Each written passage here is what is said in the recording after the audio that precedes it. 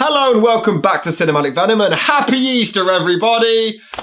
Time to celebrate with chocolate eggs and the resurrection of Christ. Now, we celebrated Valentine's Day the worst possible way imaginable, so why not do the same for this holiday?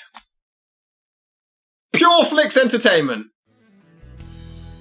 Oh boy. For those of you unaware, Pure Flix is a rather controversial film studio that produces heavily religious movies. Now if you're wondering how a religious series of pictures can possibly be controversial, it usually leads to them portraying anyone who doesn't agree with their faith as wrong and incorrectly depicting the religion itself, in addition to straight up shoving Christianity down the viewers' throats. And for the longest time, I've been requested to take a look at their highly covered and controversial movie, God's Not Dead.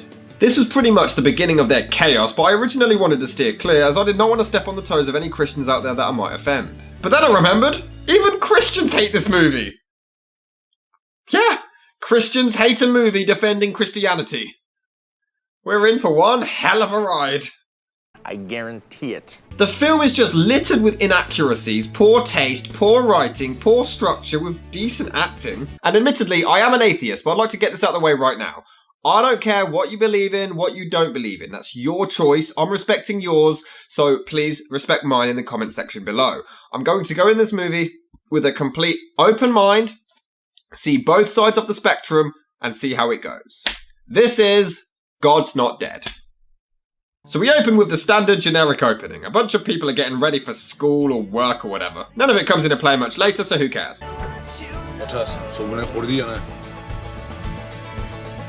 This Indian girl does actually have a really interesting setup here. She always waits for her father to leave before she removes her hijab. The only problem is, as a Muslim, he also wouldn't let her arms be on display either, and yet he allows her to wear a t-shirt. 3 minutes in, and the movie already fails to do proper research.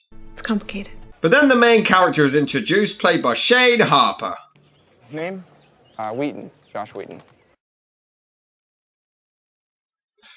What? Wheaton. Josh Wheaton. I don't even get the joke here. Joss Whedon is openly an atheist, so I don't get why they named their heavily devoted Christian after him. And don't tell me they named him Josh Wheaton, not realising who Joss Whedon was. Oh.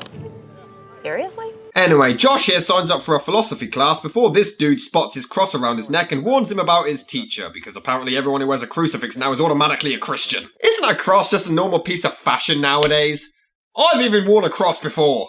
You're serious? Anyway, he ignores his warnings and signs up for the class anyway. After he leaves, this Asian kid also signs up before some woman's car is broken into. Jesus Christ, we're 5 minutes in and we've already been given 4 subplots. How are you going to expect us to keep up? But who cares? Her brother is Dean Cain. You're kidding, right? It turns out their mother is suffering from a bad case of dementia. Are you serious? Right, so just to catch you all up, Josh is a Christian and is going to have a scary teacher. This bird has a strict dad who is forcing Islam onto her. This Chinese kid wants to sign up and got some dramatic moment about it for some reason. She got her car broken into and her mum has dementia. Are you with me so far? Oh well, Josh and Chinese guy head to class and finally meet the scary professor, played by Kevin Sorbo. So you've now enrolled at a university. You'll be expected to produce university-level work. I'm out. Okay, that was funny. But there is absolutely no way this kid is in university. He looks about 7. Poets, scientists, authors, towering intellects, all of them. But what do they all have in common? Yes. They're all dead. Okay, that was funny too. Think you're gonna like it. So the professor writes down some scientists' names and explains that all of the great minds in the world were all atheists. Yeah, except for Will Smith, Eminem, Robin Williams, Tom Hanks, Elvis Presley, Carrie Underwood, Whitney Houston, Johnny Cash, Alice Cooper, Charlton Heston and Merle Haggard, to name a few. All Christian and are considered to be geniuses and very talented at what they do. And by the way, there's nothing in the science curriculum that says you can't be a scientist if you're a Christian. And also, just disbelieving God because scientists say so is just falling into peer pressure.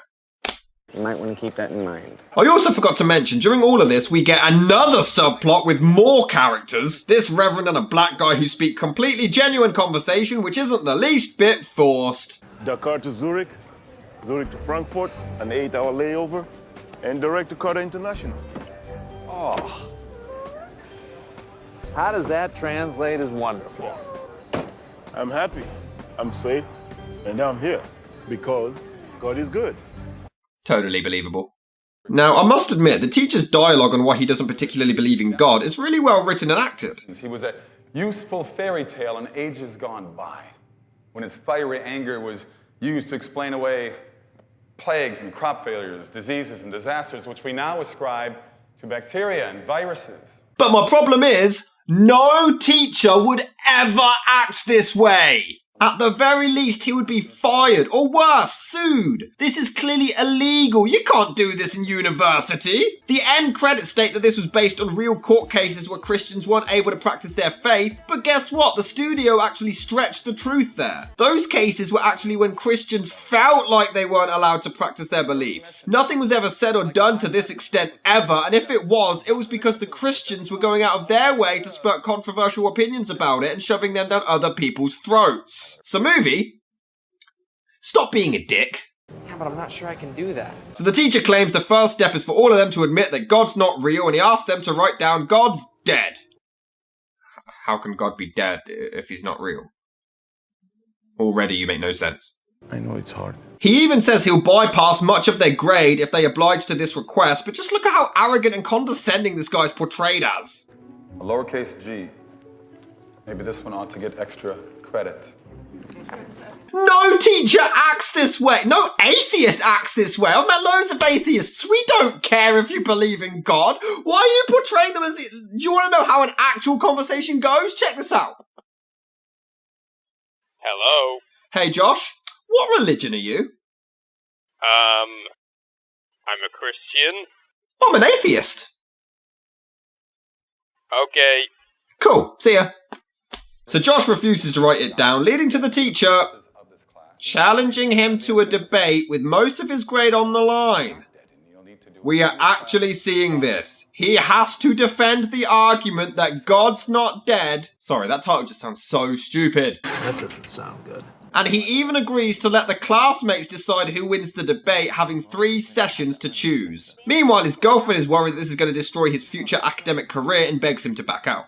I feel like God wants someone to defend him.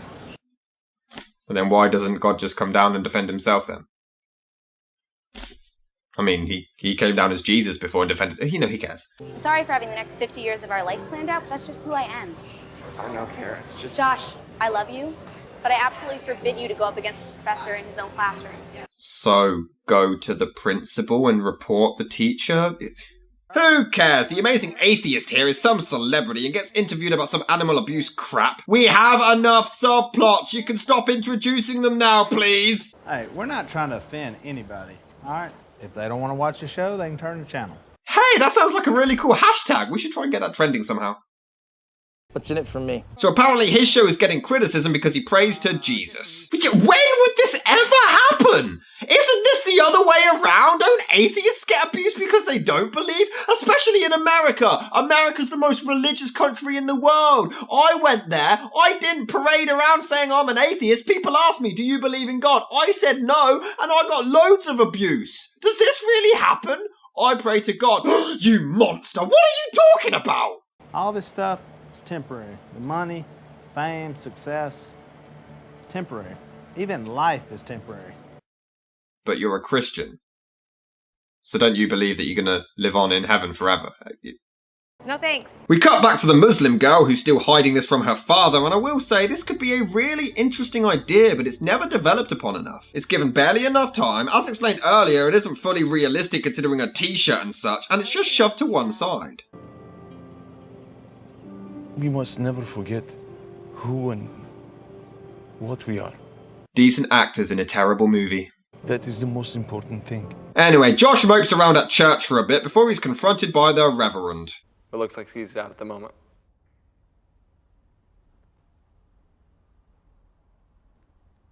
Well, maybe that's why he sent me. Doesn't that mean he also sent the teacher to pick on him?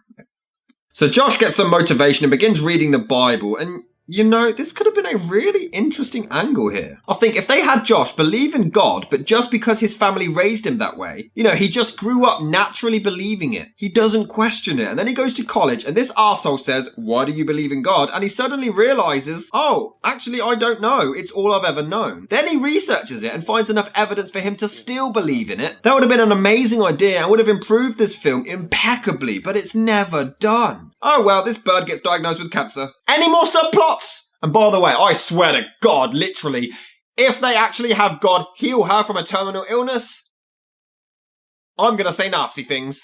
Always. But she has the absolute best reaction to this news I have ever heard. I don't have time for cancer. I love that. I absolutely love that. I ain't got time for that. You have cancer. Ain't nobody got time for that. Meanwhile, Josh's girlfriend continues to tell him to back out of this debate, but he goes ahead anyway. Atheists say that no one can prove the existence of God, and they're right. But I say no one can disprove that God exists. Okay, although that's true, that is a terrible opening statement. Because that's literally like saying, I have a giant, invisible, pink dinosaur right here that you can't see or touch. Only I can. Now you can't disprove what I just said. Correct. So he goes over the history of the Big Bang, and actually it's really well written, educational, well spoken, and well done. In the beginning, there was an explosion, and in 3 minutes, 98% of the matter there is or ever will be was produced. We had a universe. For 2,500 years, most scientists agreed with Aristotle on the idea of a steady-state universe, that the universe has always existed with no beginning and no end. And I just know he's going to mess it up. The origin of the universe unfolded exactly how one would expect after reading Genesis, and for 2,500 years, the Bible had it right, and science had it wrong. But humans wrote the Bible, not God. So, humans created the Earth? Yeah. Oh, and during the debate, we even come back to the Reverend and Black Guy having lunch. It's completely pointless. In fact, they actually are both entirely pointless in this movie. They do nothing to further the plot. You could say he motivated Josh earlier, but he's such a determined character, he would have done this in the end anyway. They both serve no purpose whatsoever. But even worse, they shove God into everything. Need to do some meaningful work so that I can have something to take a vacation from. You know, some of the most important work that we do may seem meaningless to us. This coming from the missionary who literally is in the trenches winning hearts for the Lord on a daily basis. David, God has you exactly where he wants you. Do Christians really talk this way? None of the ones I know do. Just shoving God and Jesus into normal everyday to-day situations. Yeah. Got myself a sandwich. Jesus gave people bread. But uh-oh, Josh may have met his match. But in his book, The God Delusion, Richard Dawkins says that if you tell me God created the universe, then I have the right to ask you who created God. Dawkins' question only makes sense in terms of a God who has been created. It doesn't make sense in terms of an uncreated God, which is the kind of God that Christians believe in. And even leaving God out of the equation, I then have a right to turn Mr. Dawkins' own question back around on him and ask, if the universe created you, then who created the universe? But if God can be created out of nothing, then why can't the universe? I see you carefully avoided the fact that Stephen Hawking, the world's most famous scientist, and who is not a theist, has recently come out in favor of a self-designing universe. Why can't we all just agree to disagree? What? Who cares how we started? I don't get it. Why all the debates? Why all the hate?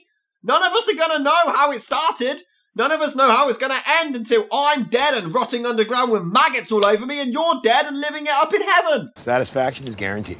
So the teacher stumps Josh, ultimately humiliating him, and confronts him after class. I want to make this clear.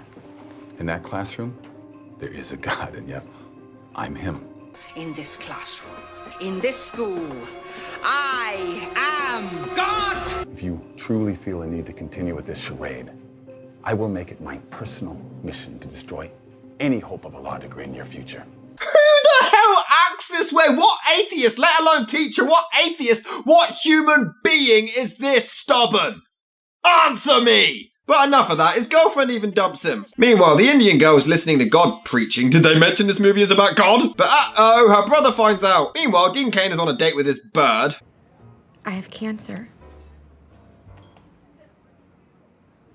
This couldn't wait until tomorrow. Okay, I'll take it back. That is the greatest reaction to that news ever. Grow up, Amy. Love is the most overused word in the English language.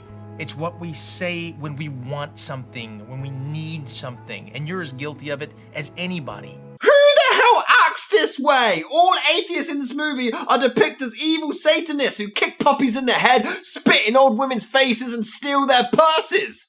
The writers of this movie have no grasp on human behavior or reality. You understand that I might die. I'm sorry about that. My career already died a long time ago. So Josh meets the Asian kid in the library and they have a small heart-to-heart. But to his credit, he asks Josh why he's doing all of this and he just explains that he refuses to be bullied into believing something that he truly doesn't believe in. Meanwhile, the Reverend and Black Guy are having car troubles. Let me guess, God's gonna start it up for them. The forecast for tomorrow is 82 and sunny at 9 a.m. Sometimes you don't make any sense. Sometimes you make too much. Just remember, God is good. See, they put God into everything! Oh, the mail arrived on time today! Thanks, God!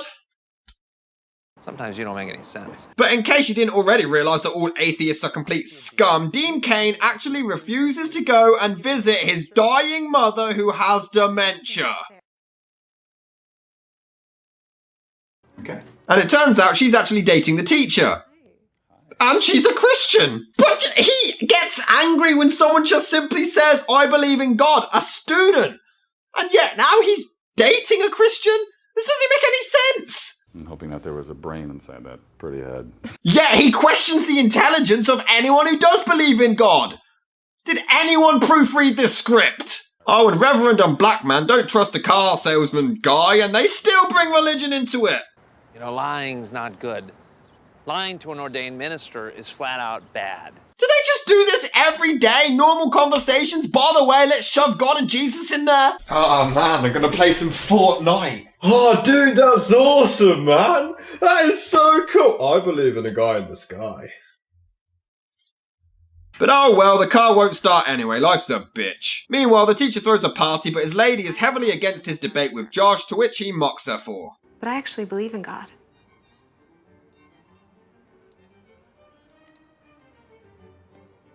Why the weird looks? This does not happen!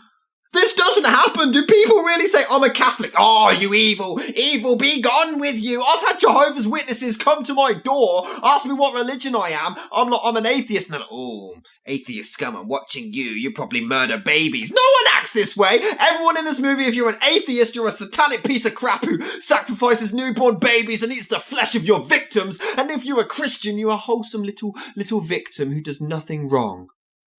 Get Ben! You remembered. But we don't nearly have enough subplots. Let's have the Asian kid ring up his father and ask about God. Look,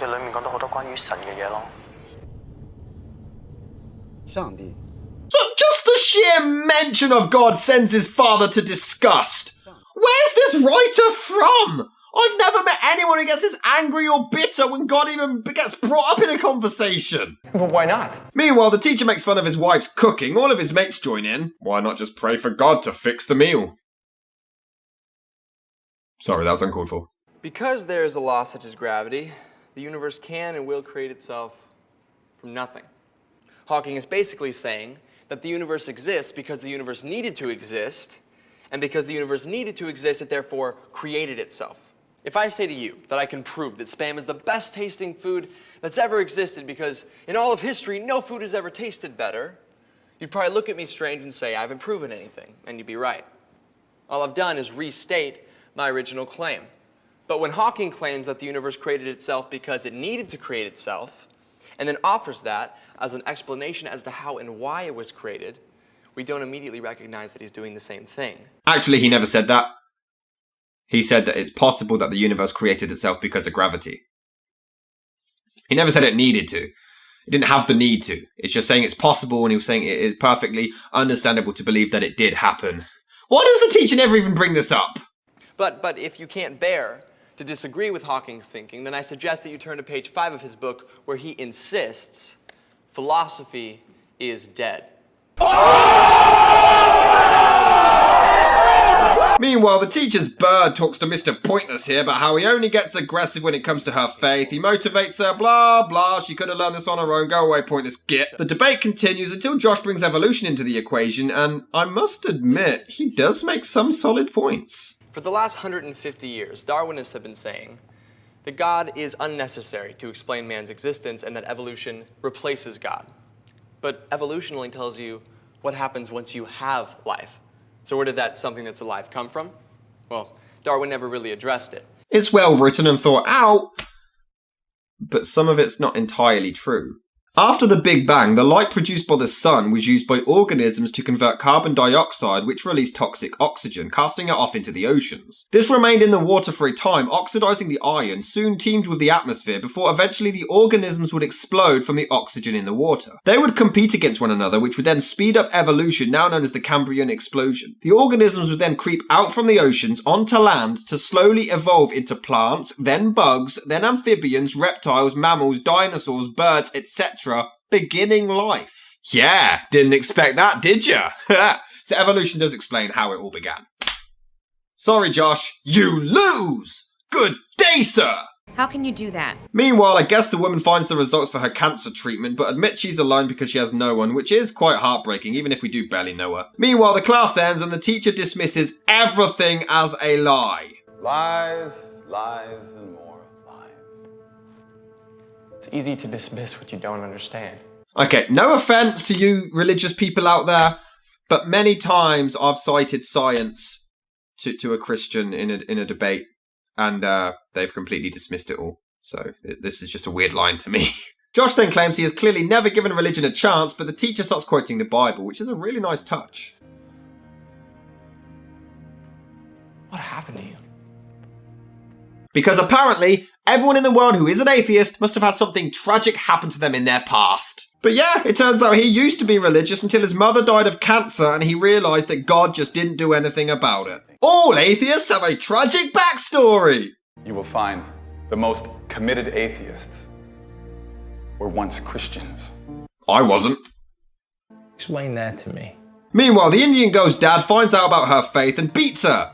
This just comes across as lazy. There's no development on it. It doesn't fit in anywhere else in the rest of the story. It's just a forced extra subplot that goes nowhere. No, Mama, Jesus is my Lord and Savior. So why doesn't he save you now then? No! And why is her brother crying? He ratted her out knowing damn well this would happen. Who cares? Her dad goes to strangle her but stops himself and kicks her out instead.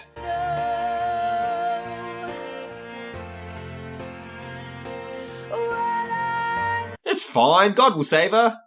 That was the last one, I swear. Oh yay, more of the Asian kid and his douchebag atheist dad. Apparently him considering religion is sabotaging his brother's chances of studying abroad. How?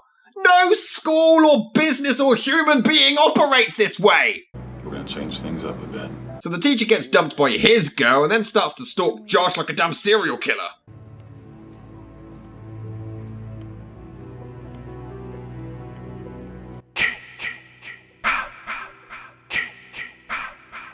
So the debate continues, and although Josh makes sense at the start... If God is all good, and God is all powerful, why does he allow evil to exist?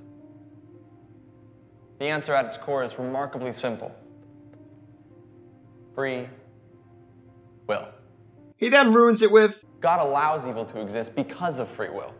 In other words, God's intention concerning evil is to one day destroy it. But God isn't letting evil exist. God created evil. It's like when he created humans with a natural instinct to masturbate and then decided, oh no, masturbation is now a sin. The fixed point of morality, what constitutes right and wrong, is a straight line that leads directly back to God. Oh, so you're saying that we need a God to be moral, that a moral atheist is an impossibility. No, but with no God, there's no real reason to be moral. He didn't just say that. He didn't. He did not just... Can you play that clip again? With no God, there's no real reason to be moral. What? What? It's all pointless. Yeah, without God, we have no morals. We might as well go stab that lady over there. There's nothing stopping us. No, Josh. We don't have morals because we expect a decent afterlife. We have morals because it's the decent thing to do, you jackass. But oh no, it gets worse. Professor Radisson is right. Then all of this, all of our struggle, our debate, whatever we decide here is meaningless. I mean, our lives and ultimately our deaths are of no more consequence than that of a goldfish. This is ridiculous. Yes, Josh. Us atheists, we just stand around waiting to die because life is meaningless. That's exactly what we do. No.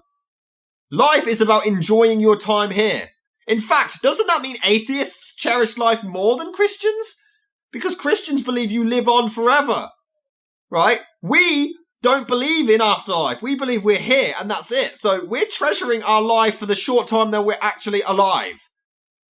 It's not that difficult to understand. It's not meaningless. It's about enjoying yourself. Try it. You've seen the science and the arguments. Science supports his existence. You know the truth. Actually, science does the opposite. But the teacher finally comes clean and admits to hating God. Somehow. Yes, I hate God. All I have for him is hate. How can you hate someone if they don't exist?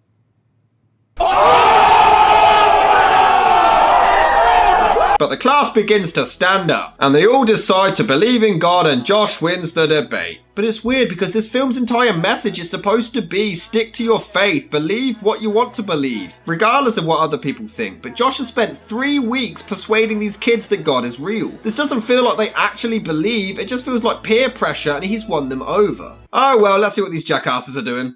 Why did I have to bring my suitcase? Not bringing it to show a lack of faith. Well, everyone knows if you don't put sugar in your cereal, you go into hell. Oh, and yes, I guess God got the car to work too. Unbelievable. No. Faith. No! Coincidence! You're the nicest person I know. I am the meanest. You have dementia. My life is perfect. Did they mention all atheists are scumbags and all Christians are lovely little darlings? Of course, she breaks out of the trance because God and shuts him up. Meanwhile, the bird with cancer interviews some random ass band and asks them to sing about God, and they agree instantly. So first it was, I'm Christian. Oh, how can you be a Christian? And now it's like, can you sing a song about God? Oh yeah, sure, we love God. What the hell? There's no consistency here. I'm dying. Hey, Amy, you're not here to trash us, are you?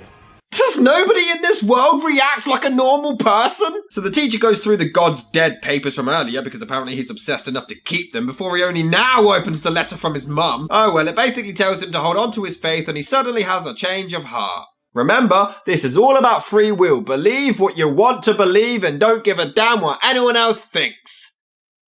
Now, screw that, peer pressure, believe in God! The band begins to pray for the cancer to be cured, which is actually ridiculously offensive when you think about it. So you're saying the people who died of cancer, the teacher's mum who died of cancer, what, she didn't pray hard enough?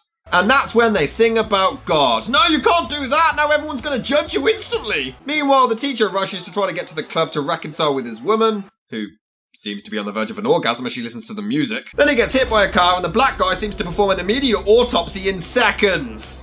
His ribs are crushed. His lungs are filling with blood. He doesn't have long. Yeah, bleeding internally, even though there's absolutely no blood in his mouth whatsoever and he's not even slurring his speech.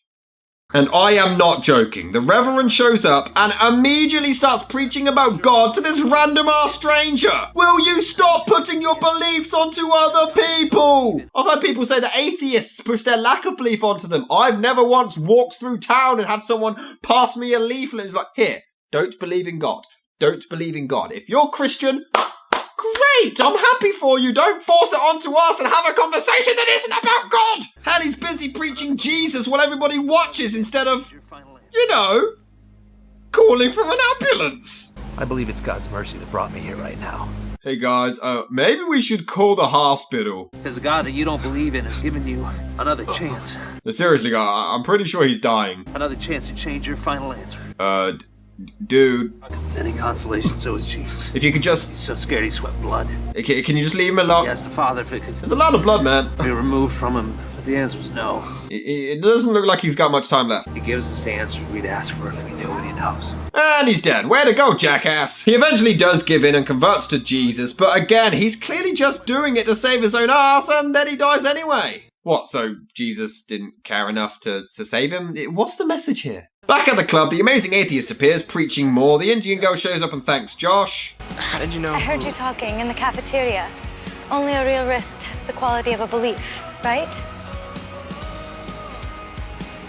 Oh, and I'm also homeless now. Can I crash with you? But I will admit, this song is actually amazing. God's not dead, he's surely alive. He's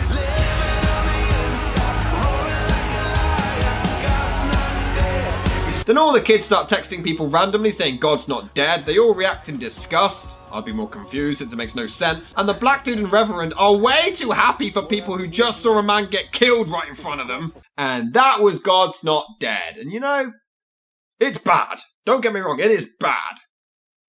But it's nowhere near as bad as I was expecting. It has some cool takes on religion in there and some really nice dialogue. The acting is all around fantastic and I love the cinematography, but there's just too much unnecessary filler with unnecessary subplots. It's 107 minutes long and it didn't need to be. It portrays anyone who's Christian as Jesus himself and anyone who's atheist as Satan, whilst also trying to say believe what you want, but if you're an atheist you're wrong. It's a horrible message and a pretty bad flick that should be avoided. But unfortunately, this would not be the only project from PureFlix Entertainment, as they went on to make many, many more movies, which we'll be taking a look at another time. Hope you all have an amazing Easter, and I will see you next time.